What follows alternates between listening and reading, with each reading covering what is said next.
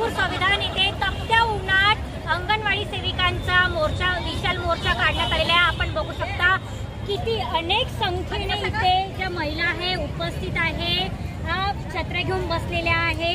आपल्यासोबत काही जे आहे महिला, आपण त्यांच्याशी बातचीत करणार आहोत। काही तुम्ही आज इथे मोर्चा काढण्यात आलेला आहे, काय तुमच्या प्रमुख मागण्या आहेत? आमच्या प्रमुख मागण्या आहे, सुप्रीम कोर्टाने आम्हाला ग्रॅज्युइटी मंजूर केलेली आहे, पेन्शन मंजूर केलेलं आहे, आमचं मानधन वाढ व्हावं, ह्या आमच्या प्रमुख मागण्या आहे। गेल्या अनेक वर्षापासून आम्ही संप करत आहोत, मोर्चे करत आहोत, तरी पण या सरकारला जाग येत नाही आहे।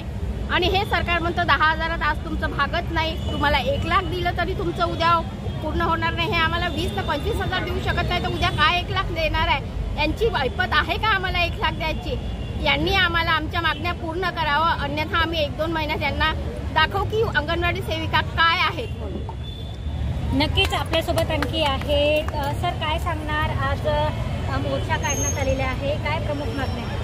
अंगणवाडी कर्मचाऱ्यांचा जो बेमुदत संप झाला होता 53 दिवस, त्यानंतर सरकारने जे आश्वासन दिलं होतं मानधन वाढ, मासिक पेन्शन आणि ग्रॅज्युटी, ही ग्रॅज्युटी, मासिक पेन्शन, मानधन वाढ सरकारने जे संघटनेसोबत प्रतिनिधिमंडळ चर्चेसाठी गेलं त्यांना लेखी स्वरूपात दिलेलं आहे। त्याचा शासन आदेश अद्यापही निघालेला नाही। कॅबिनेटच्या अनेक बैठका झाल्या आचारसंहिता संपल्यानंतर।